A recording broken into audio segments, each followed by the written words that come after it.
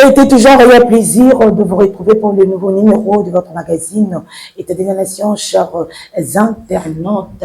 Bienvenue encore une fois de plus et merci de rester fidèles sur votre chaîne DRC News. Alors, nous avons retenu un seul sujet pour ces nouveaux numéros de votre magazine. Nous allons devoir parler de climat des affaires, République démocratique du Congo. Si est-il favorable pour l'entrepreneuriat des jeunes? Est-ce l'entrepreneuriat de jeunes connaît un certain soutien de la part de l'État ou non? Voilà. Je tiens à signaler sur ces plateaux, je suis avec un jeune entrepreneur. Il est aussi DG de son entreprise Malia Agency, évoluant à Lubumbashi. Il s'agit bel et bien de Monsieur Flavien Bura. Voilà à qui je dis bonjour et bienvenue. Bonjour madame. Vous allez bien? Soyez les bienvenus. Merci déjà pour l'accueil. Je tiens aussi à remercier tous les internautes qui nous suivent de partout dans le monde. Bonjour à vous. Alors, je disais tantôt que vous êtes entrepreneur, mais aussi DG de votre entreprise. Je me redonnerai DG et savoir, c'était quoi la motivation, qu'est-ce qui vous a poussé d'embrasser l'entrepreneuriat? Vous savez, d'abord merci pour votre question. Je pense que nombreux qui nous suivent en ce moment-ci veulent aussi en savoir. Dans la vie, j'ai toujours dit qu'il faut avoir une vision. Il faut avoir une vision. Si vous êtes un homme satisfait, vous n'allez rien faire dans la vie. C'est comme ça que, dès le bas âge, j'avais l'idée de devenir un grand. Et tout doit se préparer dès le bas âge. C'est comme ça que, après mes études, j'ai eu la grâce que nombreuses personnes n'ont pas dans la vie, d'avoir le boulot juste après les études. J'ai travaillé et pendant 7 ans, j'étais dans mon travail que j'ai beaucoup aimé. J'étais passionné, je suis tombé même amoureux de ce travail. Mais malheureusement, en 2019, avec l'avènement de Covid-19, le boulot n'a pas si évolué et tout s'est arrêté. Et c'est en ces moments-là que je me suis dit, il est grand temps maintenant d'emboîter le pas et de prendre le chemin que j'avais pris de l'entrepreneuriat. Je risquais ce que les autres ont du mal à faire. J'ai risqué, je me suis lancé et voici aujourd'hui, je suis l'un de ces jeunes qui est responsable d'une entreprise et nous sommes actuellement à Lubumbashi où nous évoluons dans pièces et services. Mais pourquoi vous avez trouvé bon d'aller s'investir là-bas à Lubumbashi? Ce n'est pas vraiment le choix que j'avais au départ. J'ai fini mes études à Kinshasa, j'ai travaillé à Kinshasa, mais j'ai été muté à Lubumbashi. J'ai découvert le Grand Katanga et suis devenu aussi amoureux parce que je suis un Congolais natif du Sud Kivu. Je me suis retrouvé un jour à Kisangani, j'ai fait Kinshasa. Le Katanga, c'était pour la toute première fois. Je me suis dit c'était une terre où Dieu voulait que je sois. Et c'est comme ça que j'ai évolué là-bas, j'ai tissé de bonnes relations là-bas. Et avec mes frères, on travaille et nous produisons de très bons résultats. C'est exactement qu'est-ce que vous faites, ce genre d'entrepreneuriat? Qu'est-ce que vous faites exactement? En réalité, ce que nous faisons, nous sommes dans l'encadrement de la jeunesse. Nous sommes de ces Congolais-là qui pensent que la main-d'œuvre congolaise est compétente et efficace. C'est comme ça que j'ai choisi de travailler avec des Congolais, des jeunes qui n'ont pas de l'expérience, leur donner la chance d'évoluer en leur offrant de formation, de mise à jour pour qu'ils soient compétitifs sur le marché. C'est comme ça que tout autour de moi, nous avons des jeunes mécaniciens compétents, des carrossiers, des peintres et qui vous font un travail extraordinaire qu'autrefois on pouvait sous-traiter à l'extérieur du pays. Mais est-ce que ça se passe bien, c'est facile? Quelles sont les difficultés rencontrées? Vous savez, l'entrepreneuriat n'a jamais été facile. Pourquoi? Parce que nous travaillons avec les moyens de bord. Il n'y a pas beaucoup de subventions bancaires qui peuvent nous aider à évoluer. Mais la seule chose qui nous pousse à travailler, c'est la motivation. C'est le désir de réussir, la rage d'être au sommet. Et c'est ce qui fait en sorte qu'on ne lâche pas. Je ne vais pas aussi jeter toutes les pierres du monde à la République démocratique du Congo, aux autorités du pays qui s'investissent aussi d'une manière ou d'une autre. Mais ce qui est vrai est qu'il y a encore beaucoup de choses à faire. Seulement que nous avons maintenant la lumière. On sait voir que l'avenir pourrait être meilleur.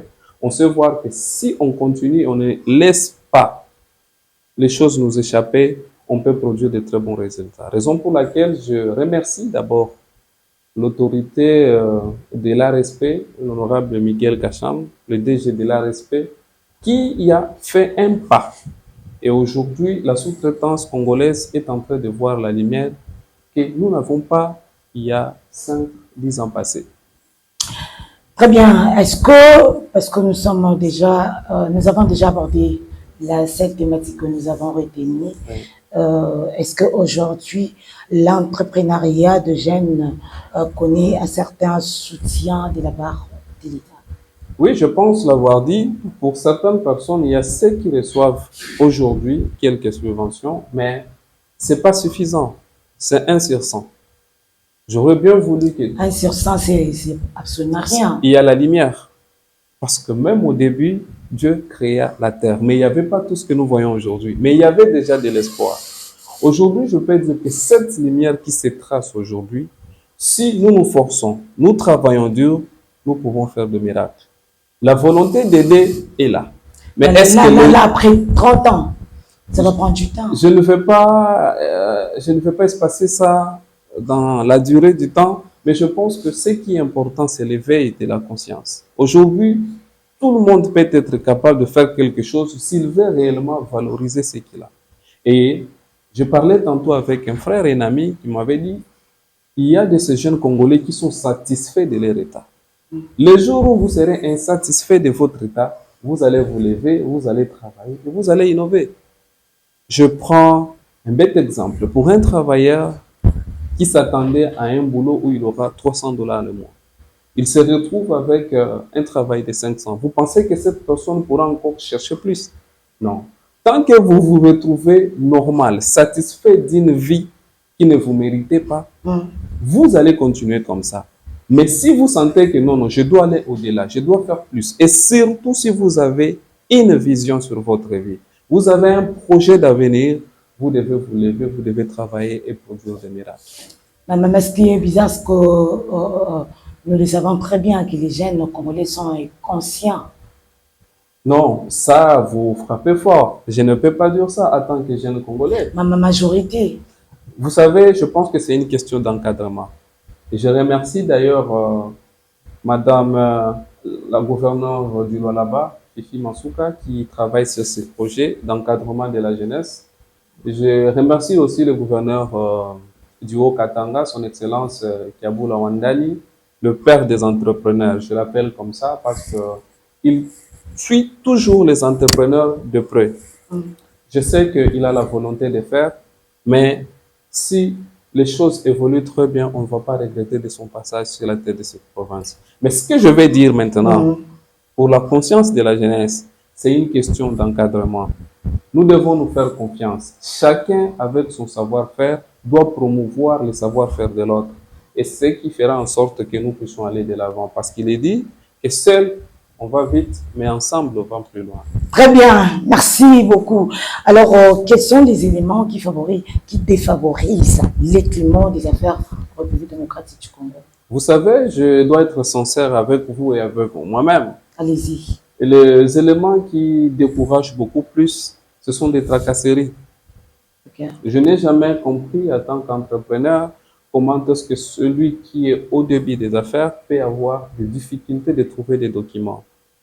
Il y a cette grande complicité dans la gestion des affaires pour faire une lourdeur d'administration et qui fait en sorte que on n'a pas la volonté d'avancer. Je connais pas mal de jeunes que j'ai interrogés il n'y a pas longtemps qui m'ont dit « j'ai la volonté de faire. Regarde, j'ai déjà acheté même du matériel, mais pour avoir les documents, ça devient très compliqué. » C'est difficile. Et quand vous avez le peu de documents que vous pouvez avoir, c'est tous les services de l'État qui vont descendre là-bas pour vous décourager. Ils vont vous bouffer et votre bénéfice et même votre investissement. Je demanderai aux autorités qu'ils puissent nous alléger dans le cadre de recensement ou dans le cadre de récolte des taxes qui regardent qui sont les jeunes entrepreneurs, qui sont au début, comment les motiver, comment les accompagner pour devenir des hommes forts. Sinon, nous allons hypothéquer l'économie de notre pays, l'économie de nos provinces dans la main des expatriés. Je crois que c'était la semaine passée, l'État congolais et le ministre de l'économie ont pris quelques mesures pour les taxes. Ils ont supprimé les taxes. Ça vous a fait, comment vous avez accueilli cette nouvelle? Je pense que c'est encore au début. Nous souhaiterons que cette démarche puisse prendre... C'est pourquoi je vous ai parlé de le départ qui a la lumière dans ce que nous voyons en tant qu'entrepreneurs et ça nous donne de l'espoir. Mais je souhaiterais que ce genre de mesures puissent prendre du temps et que nous puissions sentir les effets dans le travail de chaque jour. Moi, par exemple, avec mon équipe, nous sommes des jeunes mécaniciens. Le jour où vous allez visiter le Lubumbashi, j'aurai le plaisir de vous inviter chez nous. Vous allez voir que nous ne faisons pas la mécanique de la cité. C'est différent? C'est différent. Nous avons des matériels qu'il faut, nous avons de l'espace qu'il faut et nous sommes très propres. Nous ne sommes pas dans les traditionnels que nous voyons sur la route. Nous nous conformons aux normes de l'ISO et aux normes internationales. C'est pourquoi nous sommes en face des grandes entreprises minières, des grandes entreprises qui sont installées au Katanga et nous espérons que la petite différence que nous amenons aujourd'hui pourra motiver ceux qui sont encore à la maison, ceux qui veulent entreprendre et ensemble nous irons très loin. Mais est-ce qu'aujourd'hui les jeunes eux-mêmes sont-ils favorables à l'entrepreneuriat? Les jeunes? Si, exactement. Je pense oui. Je pense oui. Des bonnes volontés. Ils se mettent dans de bêtises, de bombées, tout je ne suis pas, vous savez, je ne suis pas là pour ces jeunes-là qui manquent de l'encadrement. Mais je suis là d'abord pour ces jeunes-là qui veulent le changement. Parce que pour guérir une personne malade, il faut vous rassurer que réellement la personne a besoin de se séparer des choses qui le rendent malade. Et ici, je parle... Ça demande d'abord la volonté de la personne. Effectivement. Très bien. Alors, les têtes qui se sentiront concernées vont s'élever et ensemble, nous allons encadrer nos frères qui sont dans le perdement et qui ne sont pas encadrés aujourd'hui. Merci beaucoup. Alors, on va chuter petit à petit. Qu'est-ce que l'État doit faire pour assainir, premièrement, les climats des affaires? Vous savez, je m'adresse directement à notre ministre national de la Jeunesse et je souhaiterais que les choses avancent et qu'on sente les changements dans les actions que l'État va faire pour les jeunes. Je ne suis pas contre la musique, je ne suis pas contre le sport, je ne suis pas contre les prières à l'église, je ne suis pas contre toutes ces choses que je viens de citer ici. Mais j'aimerais que l'État congolais puisse nous motiver. Motiver comment? Je vais y arriver. En nous offrant par exemple des espaces pour les chants, en nous donnant des jours, des motivations, des séminaires qui nous poussent à aller faire autre chose. L'agriculture par exemple, l'élevage par exemple, et vous verrez que nous pouvons changer notre pays. C'est l'histoire de la Chine. Vous savez, qu'a fait Mao en Chine? Mao a décrété 2 ans sans travail, sans école. Il a dit, nous sommes dans la famine, nous devons cultiver nos terres. Ils ont cultivé pendant 2 ans seulement et le résultat est scandaleux. Aujourd'hui, la Chine est parmi des grandes puissances parce qu'il y a... Faut pas oublier que le Congo a tellement tant de problèmes. Effectivement, je ne refuse pas. Le problème, la priorité actuellement, c'est d'abord la situation sécuritaire. Nous allons y arriver. Ça, c'est l'État congolais. Et je remercie tous ceux qui se battent pour la sécurité. Je sais que dans le coin de la République, là où il y a la guerre, les jeunes ont du mal à s'élever, les jeunes ont du mal à entreprendre. Je compatis toujours avec eux, mais je demanderai et je prie à mon Dieu que cette situation puisse arrêter un jour. Là, nous parlons des entrepreneurs. Que ces entrepreneurs soient dans des coins là où il y a la guerre ou que ces entrepreneurs soient du côté là où il y a la paix. Nous voulons que l'État congolais puisse nous donner la force d'avancer. que l'État congolais puisse nous aider à faire des miracles. Vous savez, moi, je n'ai jamais eu de subvention de l'État. Pourtant, je suis jeune, mais j'encourage. Parce que je connais certaines personnes qui ont reçu des subventions de l'État, mais j'encadre. Plus de 10 personnes dans mon entreprise. Il y a 10 familles qui dépendent. Mais est-ce que vous êtes directement déjà de- allé vers les autorités pour Effectivement. toquer la porte, tout ça? Effectivement, je pense que chacun a son tour. C'est une question de chance, c'est une question d'étoile. Un jour, mon étoile brillera. Je suis parmi les jeunes qui ont introduit pour la toute première fois en RDC des motos électriques. C'est visible, c'est à Lubumbashi, nous avons des motos Mali à moto électrique. Et ça se vend. Pourquoi? Parce que nous sommes en train de sensibiliser la jeunesse sur la protection de l'environnement, de l'écologie et tout ce qui va avec. Parce que ça, si nous ne le faisons pas aujourd'hui, nous, en tant que techniciens, mécaniciens, nous allons perdre notre pays. Je vais vous choquer, madame, Allez-y. et que le pays développé aujourd'hui sont en mutation. Ils ont des véhicules électriques, ils ont des motos électriques et ils sont en train d'évoluer. La Chine, par exemple, est à 90% d'utilisation de véhicules et de motos électriques. Vous ne vous rendez pas compte que dans les années à venir, l'Afrique sera le dépôt. Pourquoi? Parce qu'ils vont se débarrasser des véhicules à essence et gasoil et viendront chez nous en Afrique. Mais qu'est-ce que l'État congolais fait? J'ai une plaidoyerie que je dois déposer auprès du ministre de l'Enseignement. Ok. C'est-à-dire, nous, les jeunes, nous demandons déjà l'encadrement et l'actualisation sur ces sujets. Nous avons des mécaniciens qui viennent franchement des universités, mais qui ne savent pas même utiliser des matériels de diagnostic pour des véhicules électroniques. Qu'en est-il maintenant des véhicules électriques? Vous savez que ces sujets, on n'en parle même pas. On n'en parle même pas à nos enfants. On n'en parle même pas à la jeunesse. Mais demain, quand ces véhicules vont arriver ici, qui vont réparer? Nous irons encore recourir à la main-d'œuvre à l'extérieur du pays? Non.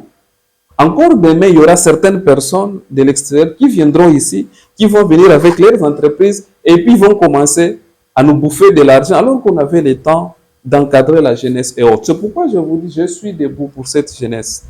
Je parle au nom de mes frères, je parle au nom de la jeunesse.